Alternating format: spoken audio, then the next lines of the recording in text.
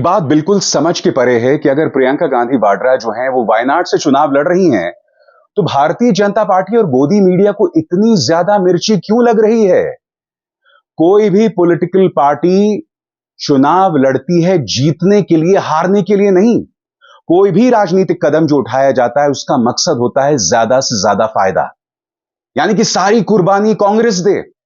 और भारतीय जनता पार्टी के लिए कोई लक्ष्मण रेखा नहीं है। भारतीय जनता पार्टी चुनावी कैंपेनिंग के दौरान झूठ भी बोले, हिंसा को बढ़ावा देने वाले बयान भी दे, हिंदू मुसलमान करे, मगर कांग्रेस यह भी फैसला ना कर सके कि प्रियंका गांधी वाड्रा वायनाड से चुनाव लड़ेंगी। दोस्तों, एक बात मैं स्पष्ट कर दूं, याद कीजिएगा, जब राहुल गांधी ने फैसला किया था कि वो अमेठी से नहीं रायबरेली से चुनाव लड़ेंगे, तब मेरे जैसे पत्रकारों ने भी कहा था कि क्या राहुल गांधी डर गए हैं? राहुल गांधी जो अक्सर कहते रहते हैं डरो मत, क्या ये फिलॉसफी, क्या ये प्रिंसिपल उन पर लागू नहीं होता है? मगर कहीं ना कहीं ये मास्टर स्ट्रोक था और उसकी वजह थी दोस्तों। उसकी वजह क्या थी मैं आपको बताता हूं। राहुल गांधी नहीं चाहते थे कि वो अमेठी से उतरे और सारे मीडिया और पूरी भाजपा की तंत्र का ध्यान जो है राहुल गांधी बनाम स्मृति ईरानी पर चला जाए। इसीलिए उन्होंने किशोरी लाल शर्मा को उतारा, वो किशोरी लाल शर्मा जो अमेठी की राजनीति में रचे बसे हुए थे। और नतीजा आपके सामने है। राहुल रायबरेली से लड़े, करीब 4 लाख वोटों से जीते। ये ना भूलें, बनारस से प्रधानमंत्री 1.5 लाख वोटों से ही जीत पाए। राहुल गांधी वायनाड और रायबरेली दोनों जगह करीब 4 लाख वोटों से जीते। और स्मृति ईरानी अमेठी से हार गई किशोरी लाल शर्मा से। लगातार कहती रही कि गांधी परिवार ने अपने सेवक, अपने नौकर को उतारा, मगर क्या पटखनी दी किशोरी लाल शर्मा ने स्मृति ईरानी को। नतीजा आपके सामने है। अब प्रियंका गांधी वाड्रा वायनाड से चुनाव लड़ रही हैं। मैंने देखा कि गोदी मीडिया इस पर डिबेट कर रहा है। गोदी मीडिया ने हालांकि जलपाईगुड़ी में जो ट्रेन हादसा हुआ, 9 लोग मारे गए, जम्मू में जो टेरर अटैक्स हुए, उस पर कोई डिबेट नहीं किया। डिबेट किस पे हो रहा है कि भाई प्रियंका गांधी वाड्रा वायनाड से चुनाव लड़ रही है। सबसे पहली बात, जो लोग ये कह रहे हैं कि भाई प्रियंका गांधी वाड्रा को क्यों राजनीति में आना चाहिए, हमें ये नहीं भूलना चाहिए दोस्तों, चुनावी कैंपेनिंग के दौरान, जैसे मैंने कहा, हर पार्टी जीतने के लिए राजनीति करती है। हां, जीतने के लिए आपको धर्म का सहारा नहीं लेना चाहिए, जहरीले प्रचार का सहारा नहीं लेना चाहिए और झूठ का सहारा नहीं लेना चाहिए, जैसे कि भाजपा अक्सर लेती है। प्रियंका गांधी वाड्रा के बारे में आपको कुछ चीजें ध्यान रखनी पड़ेंगी। सबसे पहली बात, याद कीजिएगा, चुनावी कैंपेनिंग के दौरान चाहे वो सहारनपुर गई, किस तरह की प्रतिक्रिया मिली, देखिए, नजारा देखिए 1 मिनट का।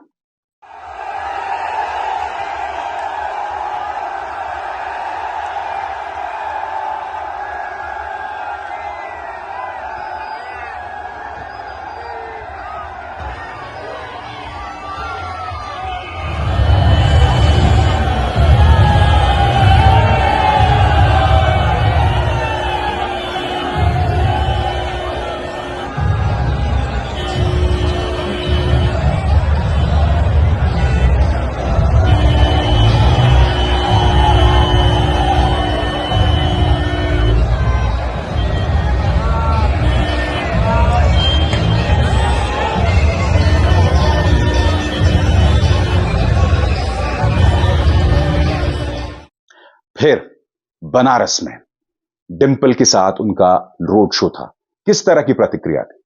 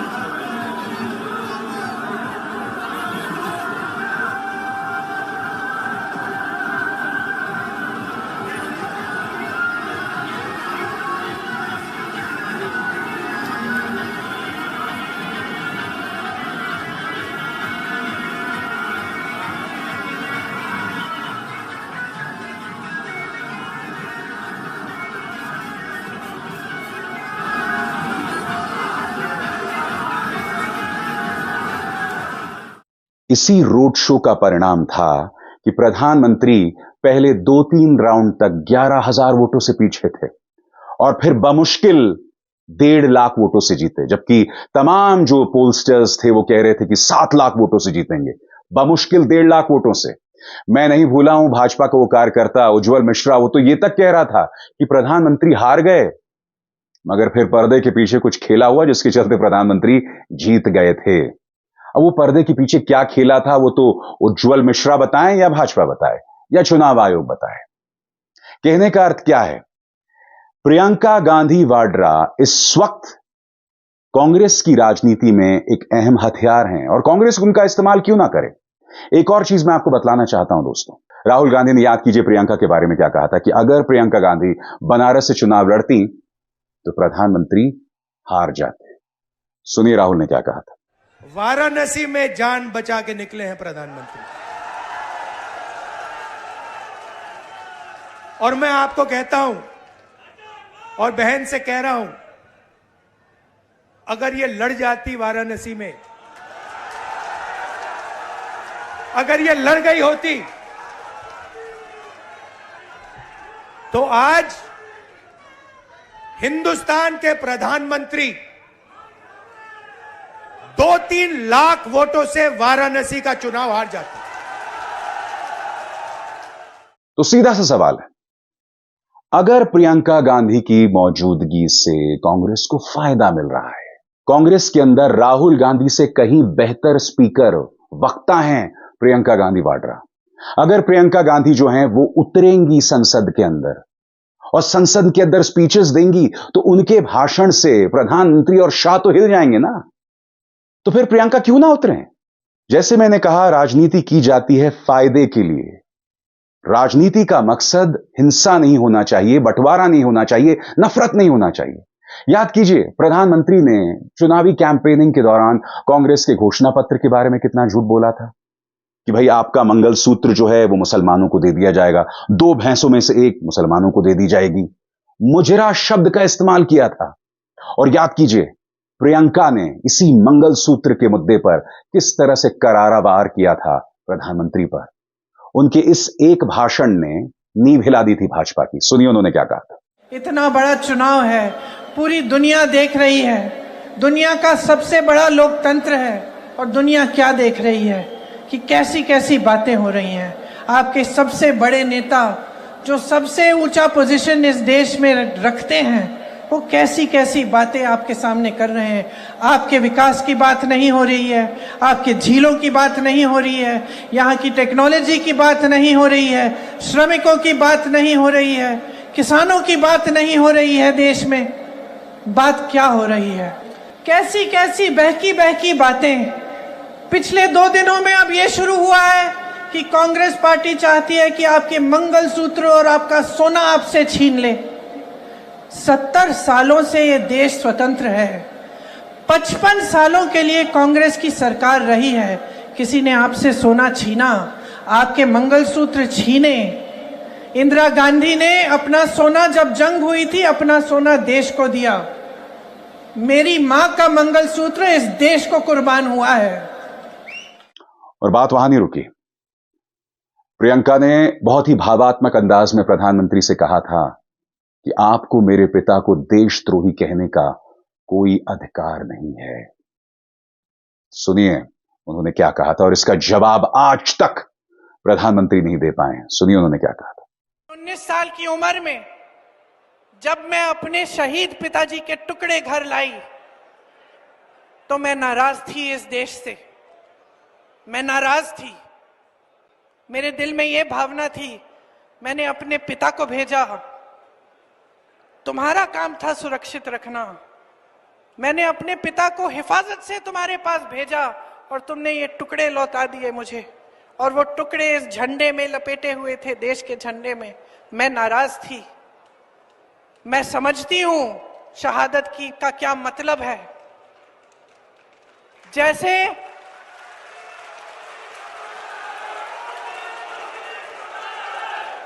आज मैं 52 साल की हूं, आज मैं 52 साल की हूं, पहली बार मैंने ये चीज सार्वजनिक ऐसे मंच पे कही है। लेकिन वो जो नाराजगी थी मेरी, आस्ते आस्ते मैं समझी कि उस तरह की जो नाराजगी होती है वो सिर्फ उससे होती है जिससे प्रेम करते हैं हम। मेरे देश के लिए मेरे दिल में कितना प्रेम है, मैं कैसे समझाऊं। जब मोदी जी मंच पे खड़े होकर मेरे पिता को देशद्रोही बोलते हैं, जब मोदी जी कहते हैं कि मेरे पिताजी ने कोई कानून बदल दिया अपनी मां से विरासत लेने के लिए, तो मेरे दिल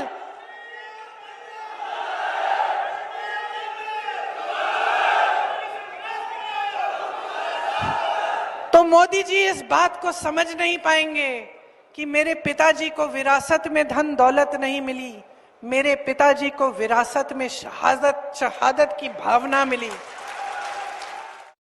इनफैक्ट आपने गौर किया होगा दोस्तों कि प्रियंका गांधी वाड्रा पर भाजपा हमला ही नहीं बोलती है, जबकि हमला बोलने को बहुत कुछ है।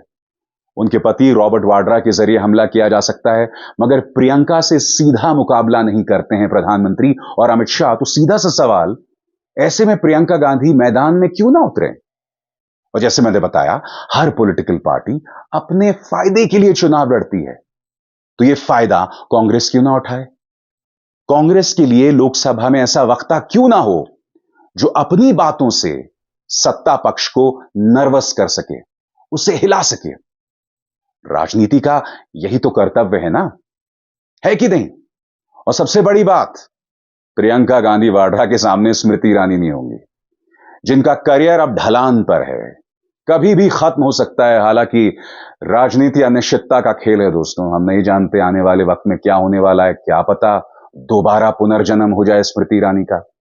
मगर यह अहंकार की हार जरूर है दोस्तों, अहंकार की हार जरूर है। और आपने गौर किया होगा कि प्रियंका गांधी वाड्रा जब भी बयान देती थी ना, उसमें अहंकार दूर दूर तक नहीं होता था। वो जब भाषण दिया करती थी तो जनता से सीधा संवाद करती थी, और यह कमी राहुल गांधी में साफ तौर पर देखी जाती थी। राहुल गांधी बहुत ही गंभीरता से या गुस्से में अपनी बात कहते थे, प्रियंका बहुत ही सहज अंदाज में अपनी बात रखती थी। इसीलिए अगर प्रियंका गांधी वायनाड के रास्ते से संसद में पहुंचती हैं तो यह कांग्रेस के लिए एक बहुत अच्छी बात होगी। और यही नहीं, क्या राहुल गांधी नेता प्रतिपक्ष बनेंगे? बताया जा रहा है कि मल्लिकार्जुन खड़गे ने उन्हें डांट भी लगाई है कि नथिंग डूइंग, चुपचाप बनिए। और कल राहुल गांधी ने इसका प्रमाण भी दिया कि उनसे मुझे डांट भी पड़ गई है। सुनिए राहुल ने क्या कहा था। अगर ये मानने के बाद ही आगे का आएगा वो भी मैं बता दूंगा। बट धमकी तो दी है, तो फिर प्रेसिडेंट ने धमकी तो दी। तो सोचिए दोस्तों, राहुल गांधी नेता प्रतिपक्ष, प्रियंका गांधी वाड्रा वायनाड से सांसद, इन दोनों की ताकत प्रधानमंत्री नरेंद्र मोदी और अमित शाह की रातों की नींद खराब कर सकते हैं। और यह अपने आप में कांग्रेस का मास्टर स्ट्रोक ही माना जाएगा। मीडिया अनर्गल डिबेट कर रहा है, मगर असली मुद्दा यही है। प्रधानमंत्री अमित शाह, भाजपा का पूरा जो कुनबा है, वो नहीं चाहती कि किसी भी सूरत में प्रियंका गांधी वाड्रा वायनाड के जरिए संसद में पहुंचे, क्योंकि नुकसान क्या होगा भाजपा को वो मैं आपको बतला चुका हूं। अभिसार शर्मा को दीजिए इजाजत। नमस्कार।